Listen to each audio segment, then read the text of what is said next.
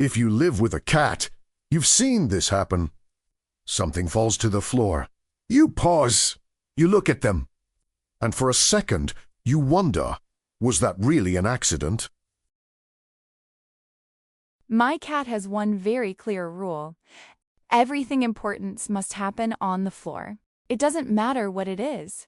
If it fell, if it was placed carelessly, if someone left it just there for a second, it automatically becomes his business.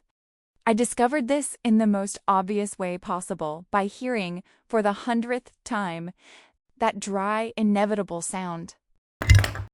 I looked down, and there he was, sitting next to the fallen object, staring at me with the most innocent expression in the world, as if to say it fell on its own and he was just supervising. At first it was small things, a pen, a hair tie, a coin forgotten on the table, nothing special. My cat's problem was never curiosity, it was consistency. Because something falling wasn't an accident, it was a rehearsal. Over time, I began to notice a pattern. Everything I used frequently ended up on the floor sooner or later. The TV remote, my glasses, my keys. Never all at once, always one thing at a time, as if you were measuring reactions, carefully calibrating patience. I said no, I said stop. I used that serious tone humans use when they think they're educating a cat. He listened, blinked slowly, and pushed it anyway. But one day, I realized it wasn't random. My phone slipped off the table and landed on the floor, screen facing up. Before I could react, he approached slowly, not to sniff it, not to bite it, sat right in front of it, far too still. When I reached out to grab it, he placed his paw on top. Not forcefully, not in a hurry. He looked at me, then at the phone, then back at me. That's when I understood. He didn't want the object, he wanted the reaction. From that moment on, everything escalated. These weren't distracted nudges anymore. It was theater. He waited until I was busy, pushed something with surgical precision, and watched. If I ignored it, another object followed. If I reacted too quickly, he looked offended, as if the show had ended too soon. Until the night chaos arrived. I was working, laptop open, desk full, exhausted, in absolute silence. He jumped onto the desk and slowly scanned the surface, like someone carefully choosing their next victim. He pushed a pen, it fell, I didn't react.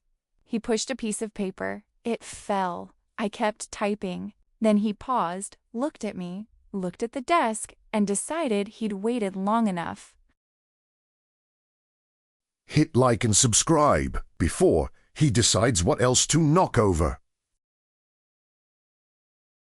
In one single, fast, completely intentional movement, he began sweeping everything onto the floor. The mug, the papers, a notebook, the computer mouse, one after another.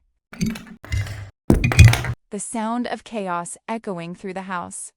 I jumped up, trying to save whatever I could, while he leapt down, sat in the middle of the destruction, and watched me, calm, tail wrapped neatly around his paws, completely satisfied.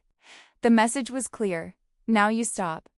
These days, when something falls to the floor, I don't even ask why anymore. I just look at him, and he, like someone who has completed his duty, slowly closes his eyes. I stood there for a few seconds in the middle of the room, surrounded by objects scattered across the floor, trying to decide whether to laugh or sigh. The silence slowly returned, broken only by the sound of him licking his paw, as if he had just finished an important task. I knelt down and started picking things up one by one, not in a hurry, there was no point. He followed every movement with his eyes, attentive but calm. Not helping, of course, just supervising. When I picked up the mug, miraculously still intact, I sat down on the floor, right there, too tired to pretend nothing had happened. He immediately stood up and came over, without hesitation, as if he had been waiting for that moment. He lay down beside me, leaned against me, and purred. That was it. No apology, no regret, just the absolute certainty that it had worked. And there I was, sitting on the floor with my cat pressed against me, realizing that the chaos had only been plan B. The goal was never to knock everything down, it was to make me stop. Now, when he jumps onto the desk and starts staring at objects with a little too much interest, I already know. I close the laptop, put the phone down, and sit, because I learned the lesson. He doesn't want the floor covered in things. He wants me there, present. And honestly, he usually wins. And that's the end of another feline adventure full of surprises. Thank you so much for watching until the end.